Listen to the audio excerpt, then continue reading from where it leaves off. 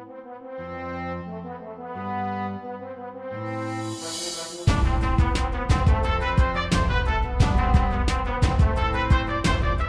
पिछले एपिसोड में हमने देखा रूडियस और सारा के बीच में प्यार बढ़ जाता है, जिसके बाद सारा उसके साथ इंटीमेट होने की कोशिश करती है, पर रूडियस को अब तक इरेक्टाइल डिसफंक्शन हो चुका होता है, जिस पर रूडियस सैड और गुस्सा हो जाता है और ये गुस्सा सोल पर निकाल देता है। सोल सब कुछ समझकर उसकी हेल्प करने के लिए उसे जीबी रोड ले जाता है, बट बात नहीं बनती।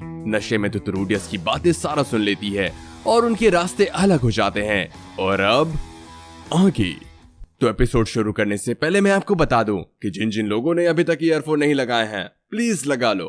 तो अब आगे बढ़ते हैं। 2 साल बाद हम देखते हैं बर्फ से ढकी पहाड़ियों के बीच से कई लोगों का एक ग्रुप गुजर रहा होता है। हम देखते हैं कि रूडियस भी उनमें से एक है। रूडियस अपने मैजिक से अर्थ रॉक को मैनिपुलेट करता है और एक टावर बनाकर दूर की चीजें देखने लगता है। वो बताता है कि सामने से 10 लस्टर गिजल्स का एक बहुत बड़ा झुंड उनकी ओर आ रहा है। हालांकि उसे क्रिम्सन ड्रैगन कहीं नहीं दिख रहा, जिनकी वो लोग खोज कर रहे हैं। सोल अपने लोगों को तैयार होने को कहता है और रूडियस को सपोर्ट करने के लिए कहता है, और फिर गिजल्स और उनके बीच लड़ाई स्टार्ट हो जाती है। सोल एक एक करके उन गिजल्स को मौत के घाट उतार रहा होता है। वो सब मिलकर गिजल्स का खात्मा कर देते हैं और वो लोग खुद पर प्राउड फील कर रहे होते हैं कि तभी वहां आसमान में एक क्रिम्सन ड्रैगन दिखाई देता है जो उनकी ओर ही बढ़ता आ रहा होता है। सोल समझ जाता है कि गिजल्स असल में क्रिम्सन ड्रैगन से ही डर के भाग रहे थे। सोल रिट्रीट करने को कहता है, बट तभी रूडियस के वैंड से माना निकलती है और वो 1 वर्सेस 1 ड्रैगन से फाइट करने लगता है। ड्रैगन के फ्लेम से बचकर रूडियस उस पर भयंकर हमला कर देता है और हवा में शार्प शेप बनाकर उसकी बॉडी पर शूट कर देता है और क्रिम्सन ड्रैगन वहीं दम तोड़ देता है। ये देखकर सभी लोग हैरान हो जाते हैं। वो शाम रूडियस दी क्वागमायर की तारीफों से गूंजती है। पार्टी का एक मेंबर कहता है, मैं तुम्हारे डीमन कॉन्टिनेंट चले जाने की बात को बकवास मानता था, बट आज तुमने साबित कर दिया कि मैं कितना गलत हूँ। सोल कहता है, अब वक्त आ गया कि तुम हमारी पार्टी के एक ऑफिशियल और परमानेंट हिस्सा बन जाओ। बट रूडियस मना कर देता है और वो कहता है, देखो मुझे बस अपना नाम फैलाने से मतलब है और इसके बाद मैं चला जाऊंगा क्योंकि मुझे अपनी माँ को ढूंढना है। रात को अपनी धरोहर का आशीर्वाद लेकर सोने के बाद हम देखते हैं कि रूडियस अगली सुबह वर्कआउट कर रहा होता है और उसने बहुत ही सेक्सी बॉडी बना ली होती है। वो जब खा रहा होता है तो लोगों के मुंह से अपने गुणगान सुनता है कि कैसे उसने बड़े क्रिम्सन ड्रैगन को अकेले ही हरा दिया। पर तभी वहां उसे ढूंढते हुए अपनी मालसी औरत एलिना लिसा आ जाती है और कहती है, फाइनली मैंने तुम्हें ढूंढ ही लिया रूडियस दी क्वागमायर। जिस पर उसके फैंस फैसिनेट हो जाते हैं कि क्वागमायर यही मौजूद है। रूडियस उसे पहचान नहीं पाता, पर फिर भी वो कहता है, ओह तुमने मुझे ढूंढ ही लिया। एलिना लिसा की ठरकपन को देखकर रूडियस को लगता है कि वो उसके प्यार में गिर चुकी है। वहीं उसके फैंस को लगता है कि वो उसकी गर्लफ्रेंड है और वो रोमांटिक म्यूजिक बजाने लगते हैं। एलिना लिसा कहती है, मेरा नाम एलिना लिसा ड्रैगन रूड है और मैं पॉल की पार्टी की फॉर्मर मेंबर में से हूँ और रॉक्सी की दोस्त भी। मैंने सुना है कि तुमने बहुत सारा माल जमा कर रखा है और मैंने सुना है कि तुमने पागल ड्रैगन को भी मार गिराया। वेल, पॉल के बेटे और रॉक्सी के स्टूडेंट से इससे कम की क्या ही उम्मीद रखें। और फिर वो उसकी छाती पर हाथ फेरने लगती है और बताती है कि जितना उसने सोचा था रूडियस उससे कहीं ज्यादा बढ़िया निकला। रूडियस सोचता है, मैं कोई वर्जिन नहीं हूँ जो मुझे ये मैनिपुलेट करने की कोशिश कर रही है, मैं प्राउड मर्द हूँ। और फिर रूडियस उसके चिन को पकड़कर ऊपर करता है और वो देखता है कि वो क्लियर साइंस दे रही होती है। रूडियस उसे चूमने ही वाला होता है कि वो रूडियस की गले का लॉकेट लेकर कहती है, अरे अरे ये अजीब सी क्यूट चीज, ये तुम्हें कहाँ से मिली? रूडियस कहता है कि ये उसके बचपन के दोस्त से मिली है। जिस पर वो पूछती है कि क्या तुम्हारे बचपन की ये दोस्त एक एल्फ है? रूडियस हाँ कहता है। हम देखते हैं कि वहाँ मौजूद सबका ध्यान उनकी बातों पर था और कुछ तो कान लगाकर उनकी बातें भी सुन रहे होते हैं और रूडियस उसे चूमने का चांस मिस कर देता है। वेल, इतनी देर करोगे तो क्या ही होगा। और तभी एलिना लिसा अपने पास से एक लॉकेट निकालती है और कहती है, क्या ये मैच नहीं कर रहे? रूडियस कहता है, हाँ बिल्कुल ये कर रहे हैं, पर प्लीज मुझे टीज ना करो।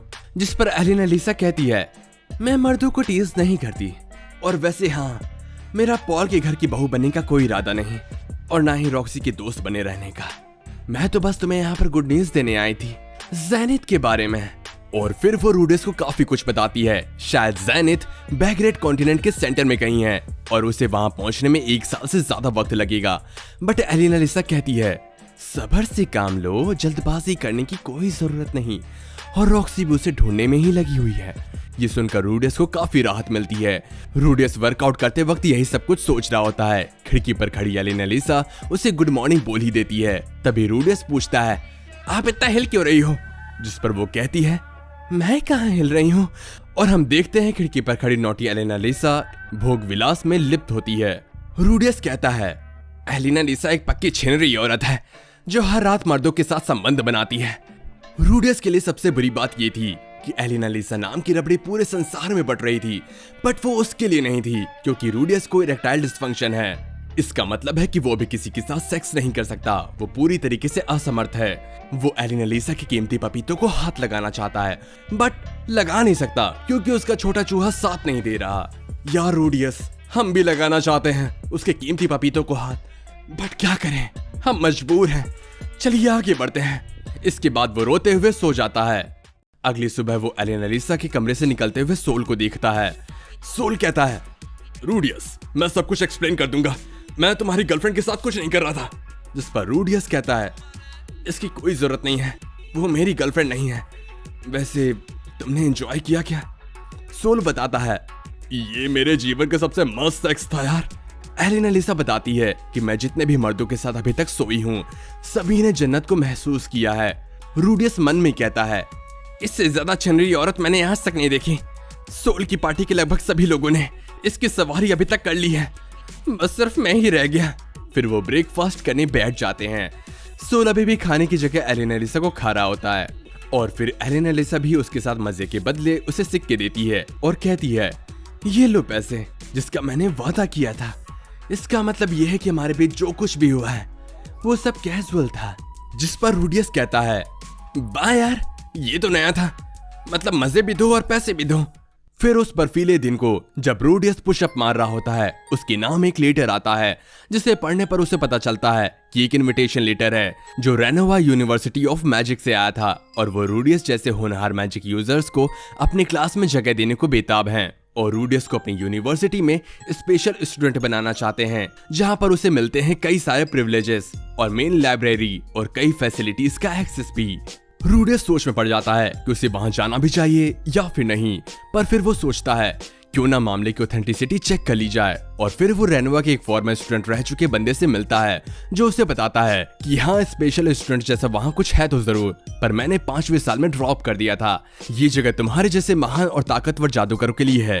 जब मेजेस काफी पॉपुलर हो जाते हैं तब यूनिवर्सिटी भी फेमस होती है, इसलिए रूडियस समझ जाता है कि ये कोई स्कैम नहीं है। उस आदमी के पूछने पर रूडी उसे बताता है नहीं, मैं कभी स्कूल नहीं गया, मेरी एक प्राइवेट टीचर थी और मैं असुरा ब्रांच की एक नोबल फैमिली में से आता हूँ। और आगे पूछने पर वो बताता है कि उसका नाम रूडियस ग्रे रैट है। इस पर वो बंदा कहता है अरे वाह, तुम तो असुरा के लोकल लैंडलॉर्ड हो, तुम ऐसी जगहों पर एडवेंचर के लिए क्यों निकले हो? ये सुनकर रूडियस की आंखों में आंसू आ जाते हैं। रूडियस सोचता है मैं हैरिस का प्राइवेट टीचर बना था क्योंकि मुझे अपने और सिल्फी के लिए पैसे इकट्ठा करने थे जिससे हम मैजिक यूनिवर्सिटी जा सके। और अब सिल्फी, तुम जहां भी हो सेफ रहना, मैं तुम्हारी सेफ्टी के लिए प्रे करता हूँ। हम देखते हैं कि एलिनालिसा उस मर्द के पास आकर उससे चिपक जाती है। सीन शिफ्ट होता है। हम देखते हैं कि ओटाकू रूडियस के सामने ह्यूमन गॉड आता है और रूडियस कहता है 2 साल हो चुके हैं, हम लास्ट ईयर मिले थे। ये ड्रीम काफी नॉस्टैल्जिक है, पर पता नहीं क्यों हर बार की तरह इस बार आपसे मिलकर मुझे आपसे चिढ़ नहीं हो रही। लेकिन तब से आपने मुझे गाइड क्यों नहीं किया? मैंने इतनी कोशिश की ज़ैनिथ को ढूंढने की, आप एटलीस्ट एक बार तो आ ही सकते थे। ह्यूमन गॉड बोलते हैं वो मैं अपने कामों में थोड़ा सा बिजी था, पर मैं खुश हूं कि तुमने अपनी माँ को ढूंढ ही लिया। रूडियस कहता है हाँ मैं भी खुश हूं, और ये जानकर तो और भी कि रॉक्सी भी उन्हें ढूंढ रही है। मुझे रॉक्सी जैसी मास्टर पे नाज है, मैं उनसे जल्द से जल्द मिलना चाहता हूँ। जिस पर ह्यूमन गॉड बोलते हैं अच्छा ठीक है, पर क्या तुम चाहते हो कि मास्टर रॉक्सी तुम्हें इस अवस्था में देखे जहां तुम्हारा खड़ा ही नहीं हो रहा? हैरिस ने तुम्हें डंप कर दिया, सारा के साथ तुम्हारी अच्छी बन रही थी, बट फिर तुम्हारी ये समस्या। तुमने कहा कि तुम अपनी मैजिक स्किल्स को और बेहतर करना चाहते हो, बट सच्चाई ये है कि तुम ये अकेले नहीं कर सकते, स्वॉर्ड स्किल की हर प्रैक्टिस करके भी। क्या तुम्हारे अंदर वो कॉन्फिडेंस है कि तुम अपने मास्टर को दिखा सको कि हाँ फाइनली मैंने इम्प्रूव कर लिया है? वेल, क्योंकि सच्चाई ये है कि तुम आज भी वही हो जहां तुम पहले थे। रूडियस झल्लाकर कहता है, साफ साफ क्यों नहीं बोलते, आप कहना क्या चाहते हैं? जिसके बाद ह्यूमन गॉड बोलते हैं, ये तुम्हारे खुद को ट्रेन करने का समय है वत्स। मैजिक यूनिवर्सिटी में जाओ, नई चीजें सीखो, वहां तुम्हें काफी कुछ मिलेगा। और हाँ, ये भी। ह्यूमन गॉड गंदे गंदे एक्सप्रेशन देने लगता है। रूडियस पूछता है, क्या ये यूनिवर्सिटी वाले आपको पैसा खिलाते हैं? आप उनके दलाल जैसे साउंड कर रहे हैं। महेश दल्ले। ह्यूमन गॉड फिर से कहते हैं, ओह अच्छा, मैं ऐसा साउंड कर रहा हूँ क्या? देखो तुम्हें ये पसंद नहीं है ना, मैं बात बदल देता हूँ। मैं कुछ दूसरी अच्छी बातें करता हूँ। देखो, अगर तुम बैगरेट चाहते हो तो पछताओगे। पूछना मत क्यों, लेकिन तुम पछताओगे। रूडियस कहता है, ये पहली बार नहीं है जब आप मुझसे कुछ छिपा रहे हैं, बट मुझे वहां जाना ही होगा। मेरे फैमिली मेंबर्स का सवाल है, तो हाँ, मैं वहां जरूर जाऊंगा। अब प्लीज मेरे सपने से चले जाइए और मुझे थोड़ा आराम करने दीजिए। ह्यूमन गॉड हंसते हुए बोलते हैं, देखो मेन एडवाइस ये थी, रूडियस, रेनोवा मैजिक यूनिवर्सिटी जाओ और फिटोवा रीजन के टेलीपोर्टेशन इंसिडेंट के बारे में इन्वेस्टिगेट करो। ये करते वक्त तुम्हारे अंदर की मर्दाना ताकत और कॉन्फिडेंस वापस आ सकता है। रूडियस कहता है, अच्छा ऐसा है क्या? क्या मेरा घोड़ा फिर से भागने लगेगा? लेकिन ह्यूमन गॉड अब वहां से जा चुके होते हैं। रूडियस की आंखें खुलती है और हम देखते हैं कि अपनी ममता की देवी जो हर जगह प्यार बांटती है, मतलब एलेनालिसा, नंगी लेटी होती है। रूडियस अपने चूहे को पकड़ता है और हाँ बिल्कुल, वो अभी भी छोटा ही होता है और रूडियस अपनी किस्मत को कोसते हुए सो जाता है।